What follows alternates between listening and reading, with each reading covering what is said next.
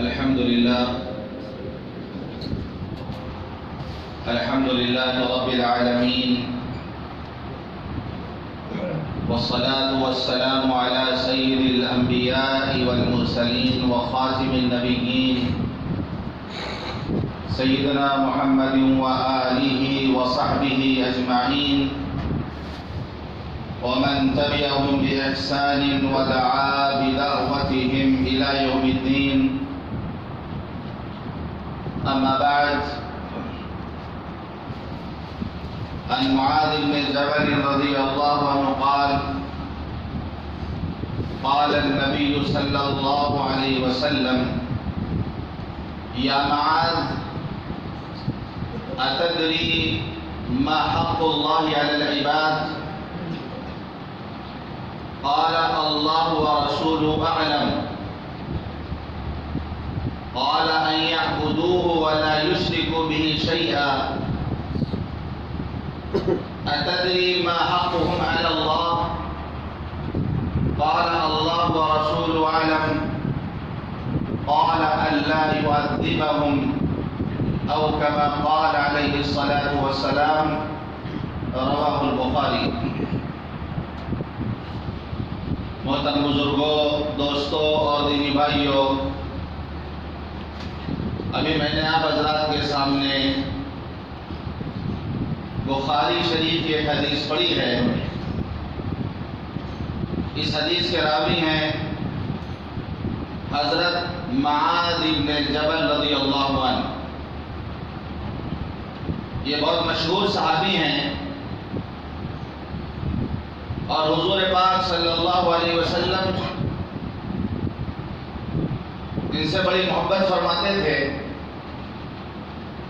یہاں تک کہ ایک مرتبہ آپ نے ان کا ہاتھ پکڑا اور پکڑ کے فرمایا: یا معاذ بن جبل، انی لأحبک. اے معاذ بن جبل، میں تم سے محبت کرتا ہوں. کہاں حضرت معاذ بن جبل اور کہاں حضور پاک صلی اللہ علیہ وسلم کی بابرکت ذات، آپ اپنے صحابی کا ہاتھ پکڑ کے فرماتے ہیں: انی لأحبک. اے معاذ، میں تم سے محبت کرتا ہوں. تو حضرت معاذ بن جبل رضی اللہ عنہ نے فرمایا: فداک ابی و امی. اے اللہ کے رسول، میرے ماں باپ آپ پر قربان. انا احبک، میں بھی آپ سے محبت کرتا ہوں. میں بھی آپ سے محبت کرتا ہوں. پھر آپ نے فرمایا: اسی محبت کی وجہ سے میں تمہارے ساتھ خیر خواہی کر رہا ہوں. میں تمہارا خیر خواہ ہوں. میں تمہیں ایک دعا سکھاتا ہوں. ایک دعا میں تمہیں سکھاتا ہوں. ہر نماز کے بعد اس کو پڑھنا. ہر نماز کے بعد اس دعا کو پڑھنا. دعا اللہ کے رسول نے کیا سکھائی؟ اللہم اعنی علی ذکرک و شکرک و حسن عبادتک. اللہم اعنی علی ذکرک و شکرک و حسن عبادتک. اے اللہ، میری مدد فرما اپنے ذکر پر. اللہم اعنی علی ذکرک و شکرک، اور اپنے شکر کرنے پر، وحسن عبادتی کا، اور خوبی کے ساتھ تیری عبادت کرنے پر. یہ دعا سکھائی اور فرمایا ہر نماز کے بعد اس دعا کو پڑھ دیا کرنا. تو حضرت معاذ بن جبل رضی اللہ عنہ نے اس کا اہتمام فرمایا، یہاں تک کہ اپنے شاگرد حضرت سنابحی کو اس دعا کی وصیت کی. پھر حضرت سنابحی نے اپنے شاگرد حضرت امام ابو عبد الرحمن کو اس دعا کی وصیت کی. حضرت ابو عبد الرحمن نے اپنے شاگرد عقبہ بن مسلم کو اس دعا کی وصیت کی. اور پھر یہ دعا ہم تک پہنچی. جس اہتمام کے ساتھ اور جس محبت کے ساتھ حضور پاک صلی اللہ علیہ وسلم نے اپنے صحابی کو یہ دعا سکھائی، ضروری ہے کہ آپ کا ایک امتی اس دعا کا اہتمام کرے، ہر نماز کے بعد اس دعا کو پڑھے. تو حضرت معاذ بن جبل رضی اللہ عنہ کی حدیث میں نے ابھی پڑھی آپ کے سامنے. ایک مرتبہ حضور پاک صلی اللہ علیہ وسلم نے حضرت معاذ بن جبل سے پوچھا، یا معاذ اتدری ما حق اللہ علی العباد؟ اے معاذ بن جبل، کیا تم جانتے ہو اللہ کا حق بندوں پر کیا ہے؟ ما حق اللہ علی العباد، اللہ کا حق بندوں پر کیا ہے، کیا تم جانتے ہو؟ تو صحابی رسول کا ادب دیکھیے، فرماتے ہیں اللہ و رسول اعلم، اللہ اور اس کے رسول کو زیادہ علم ہے۔ صحابہ جواب دیا، جب حضور پاک صلی اللہ علیہ وسلم سوال کرتے تھے، چاہے صحابہ کو جواب معلوم ہی کیوں نہ ہوتا ہو، وہ خاموش رہتے تھے اور یہ کہہ دیتے تھے کہ اللہ اور اس کے رسول کو زیادہ علم ہے، شاید کوئی نئی بات حضور بتا دے، شاید کوئی نئی بات معلوم ہو جائے۔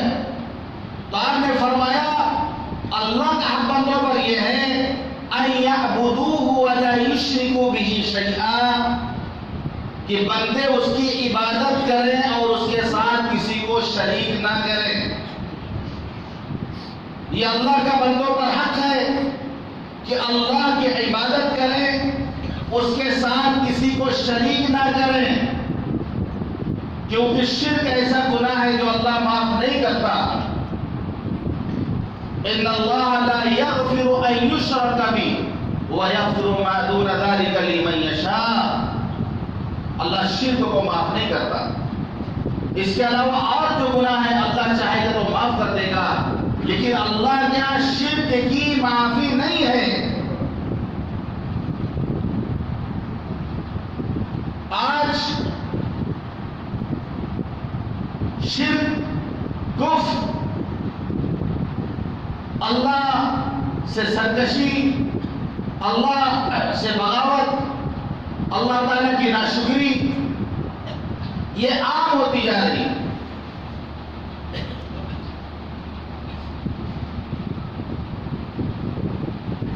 یہ امت ایسا نہیں کہ یہ شرک کرے گی کہ یہ بتوں کی پوجا کرنے لگے یا یہ سورج کی پوجا کرنے لگے، لیکن آج درگاہوں پر جو ہو رہا، آستانوں پر جو ہو رہا، آج مزاروں پر جو ہو رہا، جو غیر اللہ کے سامنے جو رکوع اور سجدہ کیا جا رہا، یہ امت اس شرک میں ضرور مبتلا ہے۔ شرک کہتے ہیں اللہ کی ذات میں یا صفات میں کسی کو شریک کیا جائے، یا عبادت کے وہ کام جو اللہ کے لیے ہیں، رکوع ہے، سجدہ ہے، قربانی ہے، یہ کسی اور کے نام پہ ہونے لگے، کہیں اور آدمی جا کے رکوع کرے، کہیں اور جا کے آدمی سجدہ کرے، کسی اور کے نام پہ جو ہے قربانی کرے، یہ شرک ہے۔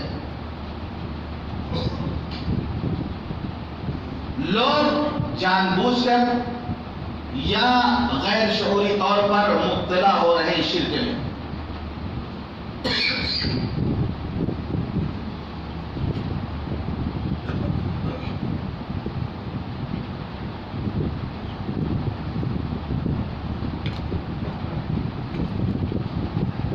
لیکن ایک شرک ہے جسے حدیث کی زبان میں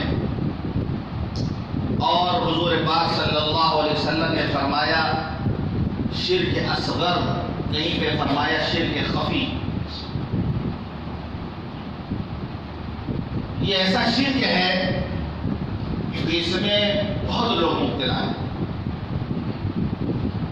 شرک اکبر تو وہ ہے جو اللہ کے ذات اور صفات میں کسی کو شریک کیا جائے، اور شرک اصغر یہ ہے کہ ہم کوئی عبادت، کوئی نیک کام اللہ کے لیے کرنے جا رہے ہوں، اس میں دوسروں کو بھی شریک کر لیں۔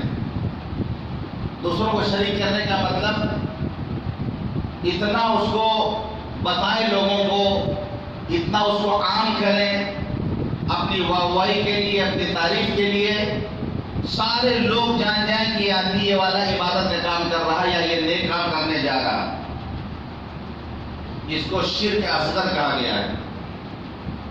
یہ بھی شرک کی ایک قسم ہے۔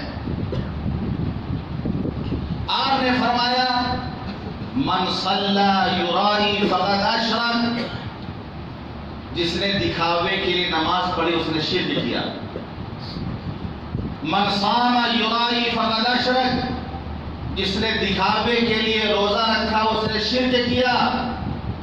من تصدق یرائی فقد اشرک، جس نے دکھاوے کے لیے صدقہ کیا اس نے شرک کیا۔ آپ نے ریاکاری اور دکھاوے کو شرک قرار دیا ہے، شرک اصغر قرار دیا ہے، کیونکہ اس میں بھی ہوتا ہے کہ آدمی دوسروں کو شریک کرتا ہے کہ ہمارے رشتہ دار جان جائیں، ہمارے محلے والے جان جائیں، ہمارے برادری والے جان جائیں، سب کو جتانے اور جنانے کے لیے سب کو شریک کرتا ہوں سمجھ لیں۔ اور یہ بہت خطرناک سوچ ہے اور بہت خطرناک چیز ہے۔ یہاں تک کہ حدیث پاک میں آتا ہے، حضرت ابو سعید خدری رضی اللہ عنہ فرماتے ہیں کہ ایک دن حضور پاک صلی اللہ علیہ وسلم اپنے حجرہ مبارک سے نکل کر ہمارے درمیان تشریف لائے۔ ہم لوگ دجال کا تذکرہ کر رہے تھے، آپس میں بیٹھ کے دجال کی باتیں ہو رہی تھی، دجال کا تذکرہ کر رہے تھے۔ حضور پاک صلی اللہ علیہ وسلم تشریف لائے اور آپ نے فرمایا کیا میں تمہیں ایک بات بتاؤں، کیا میں تمہیں ایک بات بتاؤں، ایک چیز بتاؤں جو تمہارے لیے میرے نزدیک دجال سے بھی زیادہ خطرناک ہے۔ دجال کا فتنہ تو خود بہت بڑا فتنہ ہوگا۔ یہ حدیث پاک میں آتا ہے کہ حضرت آدم علیہ السلام کی پیدائش سے لے کر قیامت تک کوئی حادثہ، کوئی واقعہ دجال کے فتنے سے بڑا نہیں۔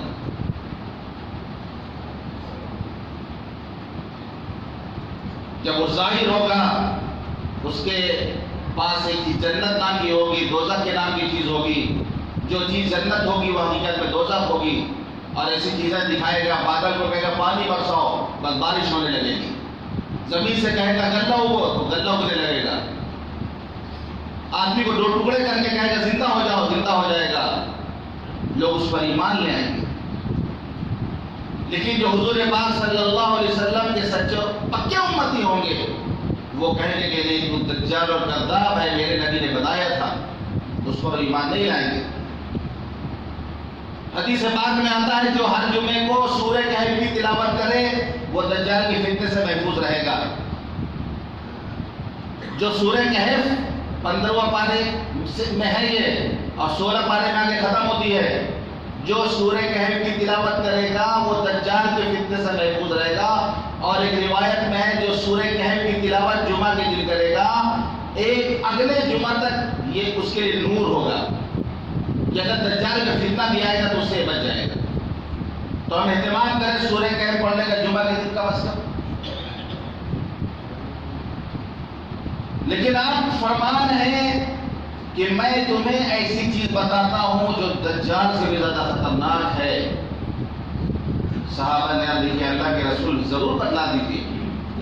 فرمایا الشرک الخفی، الشرک الخفی۔ اس کی مثال آپ نے دی کہ ایک آدمی نماز پڑھ رہا اور کوئی اس کو نماز پڑھتا دیکھ رہا تو وہ اپنی رکعت لمبی کر لیتا ہے۔ ایک آدمی نماز پڑھ رہا وہ اس لیے لمبی لمبی رکعتیں پڑھ رہا کہ لوگ اس کو دیکھ رہے ہوتے ہیں، لوگوں کو دکھانے کے لیے وہ لمبی لمبی رکعت پڑھنے لگتا ہے۔ یہ ہے دجال سے بھی زیادہ خطرناک فتنہ، یعنی رکعت لمبی کر رہا اللہ کے لیے نہیں، لوگوں کو دکھانے کے لیے کہ لوگ اس حال میں ہمیں دیکھ لیں تو ہمیں بزرگ سمجھیں، اپنی بزرگی قائم کرنے کے لیے، اپنی دینداری سے لوگوں کو مرعوب اور متاثر کرنے کے لیے رکعت کو لمبی کرتا ہے۔ جیسا میں نے کئی بار بتایا کہ ایک دیہاتی تھا، وہ نماز پڑھ رہا تھا، کسی نے دیکھ کے تعریف کر دیا کہ بہت نیک آدمی ہے، نماز پڑھتا ہے، تو نیت توڑ کے کہتا ہے کہ روزہ بھی ہم رکھیں، یعنی خالی نمازیں نہیں پڑھتے ہیں، روزہ بھی رکھیں، جو کہ روزہ پتہ نہیں چلے گا روزہ ہے کہ نہیں ہے، تو نیت توڑ کے کہہ رہا ہے کہ خالی نمازیں نہیں نہیں پڑھتے, روزہ بھی رکھے ہیں, وہ تو دیہات پہ کلیئر بات ہے, سال بات اس نے کر دی, دیہاتی آدمی تھا. ہم لوگ تو پڑھے لکھے لوگ ہیں, یہ چیز ہم سب کے ساتھ ہوتی ہے.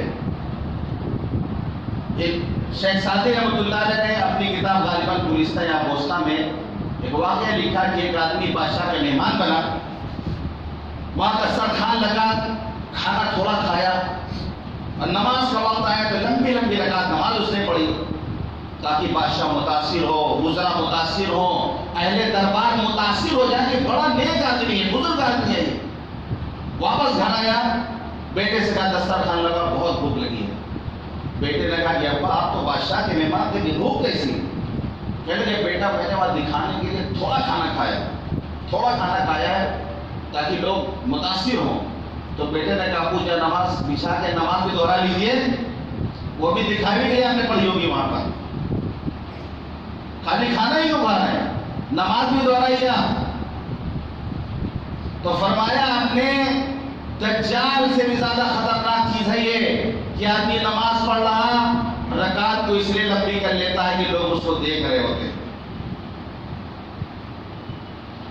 اسی طرح آپ نے فرمایا ان اخوف ما اخاف علیکم الشرک الاصغر, قالوا وما الشرک الاصغر قال الرياء.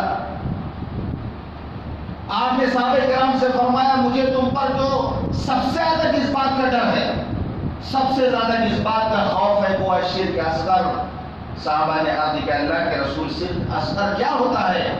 آپ نے فرمایا الرياء, ریاکاری, دکھاوا, شہرت, یہ ہے شرک اصغر. کہ نیک عمل کرنے جا رہا ہے دکھاوے کے لیے, نیک عمل کرنے جا رہا ہے ریاکاری کے لیے, نیک عمل کرنے جا رہا ہے مشہور ہونے کے لیے, یہ شرک ہے, شرک اصغر ہے. اللہ بہت غیرت مند ہے, اللہ بہت بے نیاز ہے. اللہ فرماتا ہے حدیث قدسی ہے انا اغنى الشركاء عن الشرك, میں شرک اور شرکت سے سب سے زیادہ بے نیاز ہوں. جیسے دوسرے لوگ شریک ہو جاتے ہیں کسی کام میں, حصے دار بن جاتے ہیں, شریک ہو جاتے ہیں, اللہ فرماتا ہے میں تمام شرک اور شرکت سے بے نیاز ہوں. من عمل عملا اشرک فیہ معی غیری ترکتہ وشرکہ, جس نے کوئی عمل کیا اور اس نے میرے ساتھ کسی اور کو بھی اس میں شریک کر لیا, میں اس کو بھی اور اس کے عمل کو بھی چھوڑ دیتا ہوں. ایسی عبادت اللہ قبول نہیں کرتا جس میں دوسرا کوئی شامل ہو جائے. اللہ پارٹنرشپ برداشت نہیں کرتا, اللہ شرکت کو برداشت نہیں کرتا. عبادت خالص اللہ کے لیے ہونی چاہیے, دین خالص اللہ کے لیے ہونا چاہیے. الا للہ الدین الخالص, اللہ کو خالص دین چاہیے, خالص, ملاوٹ نہیں چاہیے اللہ کو.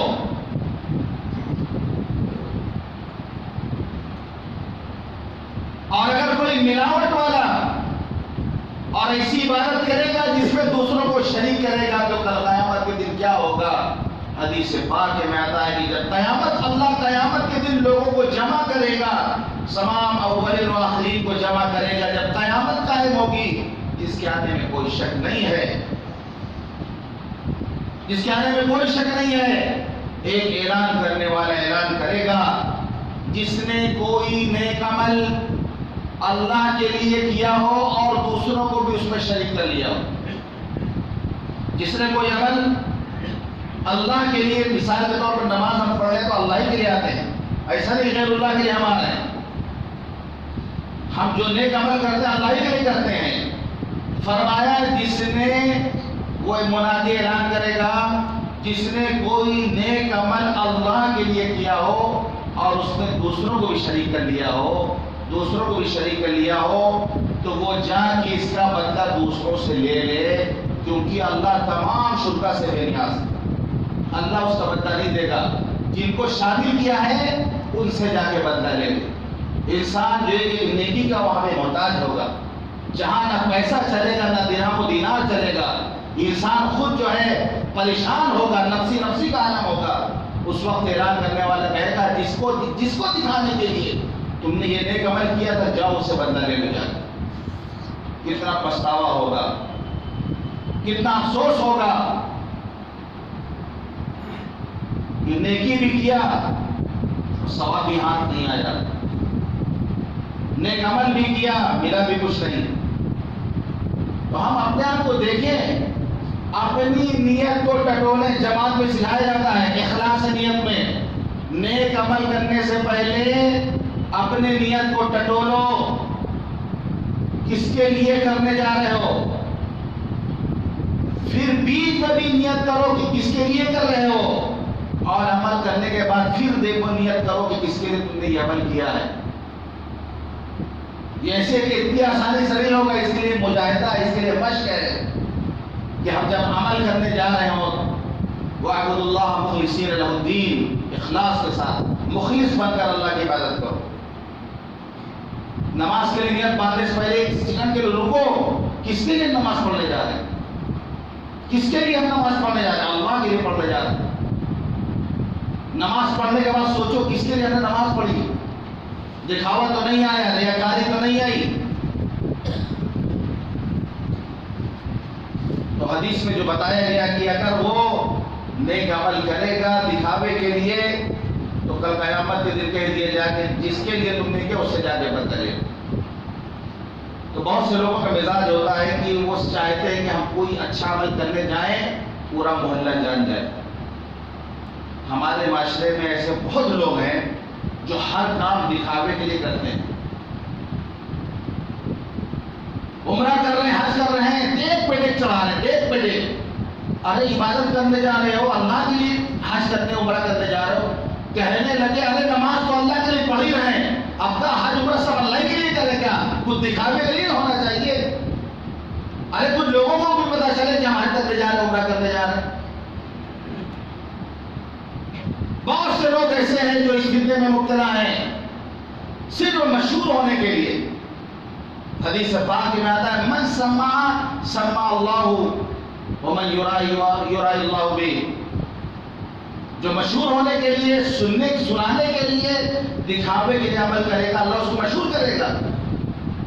ایسا نہیں اس کی خوب شہرت ہوگی، مشہور ہوگا وہ۔ وَمَن يُرَائِ اللَّهُ بِهِ، جو دکھاوے کے لیے عمل کرے گا اللہ خوب دکھاوا کرے گا اس کے ساتھ، لیکن آخرت کو اس کو کوئی بدلہ نہیں ملے گا۔ دنیا میں مشہور ہو جائے گا، بس دنیا میں مشہور ہو جائے گا، لوگ جان جائیں گے، آخرت میں کچھ نہیں ملنے والا۔ حدیث پاک میں آتا ہے آخری زمانے میں کچھ ایسے مکار لوگ آئیں گے، ایسے مکار لوگ آئیں گے جو بزرگی دکھانے کے لیے اون کا لباس پہنیں گے، موٹا چھوٹا کپڑا پہنیں گے تاکہ لوگوں کو بزرگ سمجھائیں۔ آج آپ معاشرے میں دیکھ لیں کتنے رنگ کا لباس پہن کے بابا لوگ آ رہے ہیں، الگ الگ کلر، الگ الگ ڈیزائن، صرف کیوں؟ الگ الگ کلر کی چھڑی، چلنے کا الگ الگ انداز، کہ لوگ متاثر ہو جائیں ہمیں دیکھ کے، ہمیں بزرگ مانے۔ اور صرف مقصد ہوتا ہے پیسہ کمانا، صرف مقصد ہوتا ہے پیسہ کمانا۔ اگر اتنے بڑے بزرگ تھے تو وہ خود دوسرے کے کیوں محتاج بن گئے؟ دوسرے سے لالچ رکھتے ہو کہ آگے 10-20 روپے مسافہ میں دے گا، وہ آگے 100 روپے مسافہ میں دے گا، اور لوگ بھی کتنے بیوقوف ہیں جو تمہارے پیسے کا بیٹھ کے خود انتظار کر رہا وہ تمہیں کیا دے گا۔ ابھی میں گیا تھا دلی، وہاں خواجہ قطب الدین بختیار کاکی رحمۃ اللہ علیہ، تو میں نے بہت پڑھا تھا، تو ان کے مزار پہ حاضری ہوئی، لوگ راستے میں مانگ رہے تھے اور بابا سے بھی لوگ مانگ رہے تھے۔ ہم نے کہا کہ اگر بابا دینے والے ہوتے تو بابا کے دربار میں تھے، بھکاری نہ بیٹھے ہوتے باہر میں۔ پہلے یہ لوگ تو جو لائن پہ پورے سال پہ لائن لگا کے بیٹھے ہوئے ہیں، ان کا تو مسئلہ ہی حل نہیں ہو رہا، رات دن وہاں پڑے ان کا مسئلہ نہیں ہو رہا، اور آپ کو چند منٹ کے لیے، آدھا گھنٹے کے لیے، 1 گھنٹے کے لیے آپ کہیں آپ کا مسئلہ حل ہو جائے گا۔ وہ خود غیروں سے سمجھ میں بیٹھ کے مانگ رہے ہیں ان کے دربار میں بیٹھ کر، یہ دھوکہ لگا ہوا ہے۔ اور وہاں پر آپ کو جو کلر کے ڈیزائن کے مزاروں پر جو بابا لوگ ملتے ہیں، اگر ان کو کھلے لفظوں میں کہا جائے ایسے ڈکیت ہوتے ہیں جن کی نظر آپ کے پاکٹ پہ ہوتی ہے کہ کتنا موٹا سامی آیا، بس اگر کندھے پہ ہاتھ رکھے سائڈ لے کے دعا کیجیے کڑی تماشا ہو رہا ہے، یہ مزاروں پہ ہو رہا. میں نے جا کے ابھی گئے نظام الدین اولیاء رحمۃ اللہ علیہ کے مزار پہ بھی جا کے دیکھا کیا چل رہا وہاں. جس طرح مجاور لوگ جو ہے رجسٹر لے لے کے ٹائل لے نام آپ نے لکھا ہے کہ آپ پھنسے، سب پیسے کے لیے ہو رہا، سب پیسے کے لیے ہو رہا. تو آپ نے فرمایا آخری زمانے میں ایسے مکار لوگ ہوں گے جو دکھانے کے لیے لباس پہنیں گے، ان کا لباس پہنیں گے، موٹا چھوٹا لباس پہنیں گے. السنتهم اعلى من السكر او اعلى من العسل، ان کی زبان چینی سے زیادہ میٹھی ہوگی، ان کی زبان شہد سے زیادہ میٹھی ہوگی. السنتهم اعلى من السكر، عربی میں شکر جو لوگ بولتے ہیں اس کو سکر بولتے ہیں. شکر سے زیادہ ان کی زبان میں مٹھاس ہوگی. بات اتنی بڑھیا سے کرے گا آپ سے، جیب کاٹنے کے لیے کیا بہترین بات کرے گا آپ سے. وَقُلُوبُهُمْ قُلُوبُ الذِّئَابِ، لیکن ان کا دل بھیڑیوں کی طریقے سے ہوگا. زبان شہد سے زیادہ میٹھی ہوگی لیکن دل بھیڑیے کے طریقے سے ہوگا کہ پھاڑ کھائے نوچ کھائے. بھیڑیا کیا کرتا ہے؟ حملہ کرتا ہے، پھاڑتا ہے، نوچتا ہے. وہ میٹھی میٹھی بات کر کے آپ کو پھنسائیں گے آپ کا شکار کرنے کے لیے. اللہ فرماتا ہے کیا میری مہلت دینے سے جری ہوتے جا رہے ہیں؟ یہ مجھ پر جرأت کر رہے ہیں یا اپنے آپ کو دھوکہ دے رہے ہیں؟ قسم کھا کے اللہ فرماتا ہے میں ان سب کو ایسے فتنے میں مبتلا کر دوں گا جو ان کے عقل مندوں کو حیران کر کے رکھے گا. جتنے بڑے بڑے ہندوستان کے مزارات ہیں اتنے بڑے بڑے فتنے میں لوگ مبتلا ہیں. آپ اندر جا کے دیکھیں گے وہ مقدمہ بازی چل رہی ہے اندر میں، لاکھوں لاکھ روپے مہینہ میں عدالت میں سے تو دیا جاتا ہے. سب فتنے میں مبتلا ہے، فتنے میں مبتلا ہے. اندر اندر کا معاملہ یہ ہے سیٹ کے لیے، گدی نشینی کے لیے، تخت حاصل کرنے کے لیے، عہدہ حاصل کرنے کے لیے گھوس پہ گھوس دیا جا رہا ہے. مقدمات اگر قائم، مقدمات چل رہے ہیں باقاعدہ، جو کہ اللہ فرماتا ہے میں انہیں فتنے میں مبتلا کروں گا. اور فتنے میں مبتلا حقیقت تو فتنے میں مبتلا. تو یہ دکھاوا، ریاکاری، دوسروں کو متاثر کرنے کے لیے عمل کرنا یہ بڑی خطرناک چیز ہے. حدیث پاک میں آتا ہے اللہ کے رسول صلی اللہ علیہ وسلم نے صحابہ کرام سے فرمایا جب الحزن سے پناہ مانگا کرو، جب الحزن سے پناہ مانگا کرو. صحابہ نے پوچھا اللہ کے رسول یہ جب الحزن کیا ہوتا ہے؟ آپ نے فرمایا جہنم ایک وادی ہے، ایک خندق ہے جس سے روزانہ خود جہنم 400 مرتبہ پناہ مانگتی ہے. جہنم میں خندق ہے، روزانہ جہنم خود 400 مرتبہ اس خندق سے اللہ سے پناہ مانگتی ہے. صحابہ نے پوچھا اللہ کے رسول کون ڈالے جائیں گے اس میں؟ فرمایا القراء المراؤون باعمالهم، وہ عبادت کرنے والے جو دکھاوے کے لیے نیک عمل کریں، وہ قرآن پڑھنے والے جو دکھاوے کے لیے قرآن پڑھیں گے، وہ اس میں ڈالے جائیں گے. تو ہم کوئی بھی نیک عمل کریں تو اللہ کو راضی کرنے کے لیے کریں، اس کے ساتھ کسی کو شریک نہ کریں. یہ بندوں پر اللہ کا حق ہے. پھر حضور پاک صلی اللہ علیہ وسلم نے حضرت معاذ سے پوچھا اتدری ما حقہ علی اللہ، معاذ یہ بتاؤ کہ جب بندے اللہ کا حق ادا کر دیں، اس کی عبادت کریں، اس کے ساتھ کسی کو شریک نہ کریں، یہ جو اللہ کا حق ہے بندے اگر ادا کر دیں تو پھر بندوں کا اللہ پر کیا حق ہے؟ فرمایا اللہ و رسول عالم، اللہ اور اس کے رسول جانتے ہیں. آپ نے فرمایا اللہ یعذبہم، پھر اللہ پر بندوں کا یہ حق ہے کہ اللہ انہیں عذاب نہ دے. جب بندے اپنا حق ادا کریں گے تو بندوں کا اللہ پر حق ہے کہ اللہ یعذبہم، کہ اللہ کے بندوں کو عذاب نہ دے.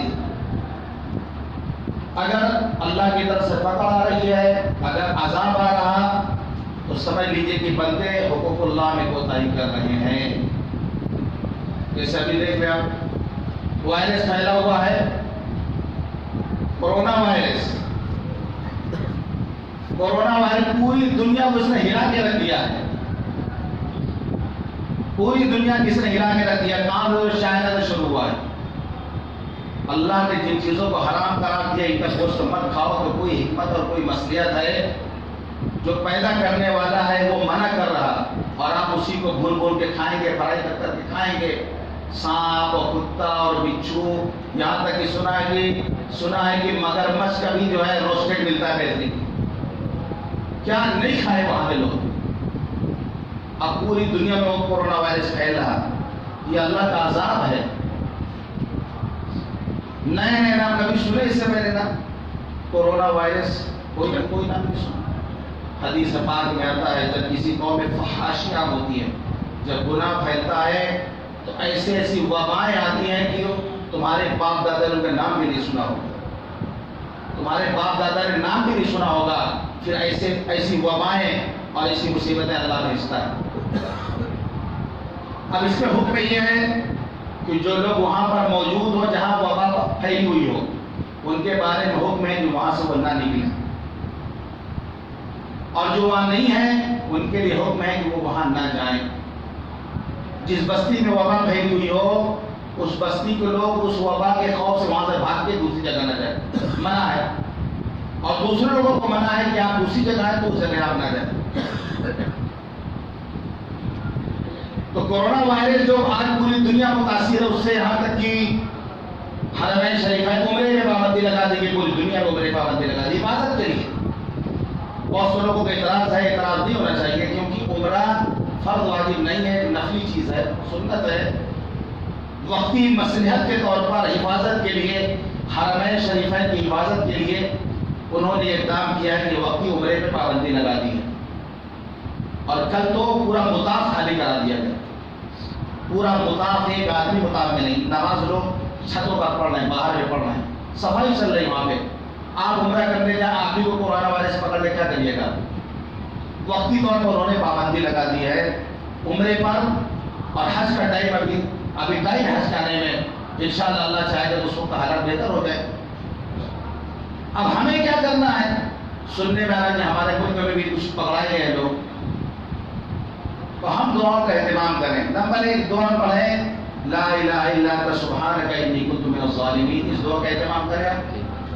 और कुरान की एक आयत है, या अहला यस्रिब ला मकाम लकुम फरजिउ। इस आयत का एहतमाम करें। ये दोनों कुरान की आयतें हैं, ला इलाहा इल्ला अंता सुब्हानका इन्नी कुन्तु मिनज़ ज़ालिमीन। और दूसरी आयत है, या अहला यस्रिब ला मकाम लकुम फरजिउ। इस दुआ का एहतमाम करें। एक दुआ है हदीस में, अल्लाहुम्मा आफिनी फी बदनी व आफिनी फी समई व आफिनी फी बसरी। इस दुआ का एहतमाम करें। अगर आदमी सुबह शाम की दुआओं का खाली एहतमाम कर ले तो बहुत सारे फितनों से, बीमारियों से आदमी महफूज हो जाता है। आज हम दुआओं का एहतमाम नहीं करते। सुबह में दुआ पढ़ लें, बिस्मिल्लाहिल्लज़ी ला यदुर्रु मा इस्मिही शैउन फिल अर्दि वला फिस समा, 3 बार पढ़ लें। औज़ु बिकलिमातिल्लाहि ताम्माति मिन शर्रि मा खलक़, 3 बार पढ़ लें। अल्लाहुम्मा आफ़िनी फी बदनी व आफ़िनी फी समई व आफ़िनी फी बसरी। ये सुबह पढ़ लें, शाम में फिर इसी को पढ़ लें। ये दुआ की बरकत, दुआ हदीस में कहा गया मोमिन का हथियार है। और दुआ सिलाहुल मोमिन, मोमिन का हथियार है, जिसमें आज हम बहुत काहिल हो चुके हैं। आज हमारे यहाँ दुआ का एहतमाम नहीं है, दुआ नहीं पढ़ते, जबकि दुआ में बहुत बरकत है। तो हम इन दुआओं का एहतमाम करेंगे इंशाअल्लाह, तो अल्लाह हमारी हिफाजत फरमाएगा। अल्लाह ताला हम सबको कहने और सुनने की तौफीक अता फरमाए। व आखिरु दावाना अनिल हम्दुलिल्लाहि रब्बिल आलमीन।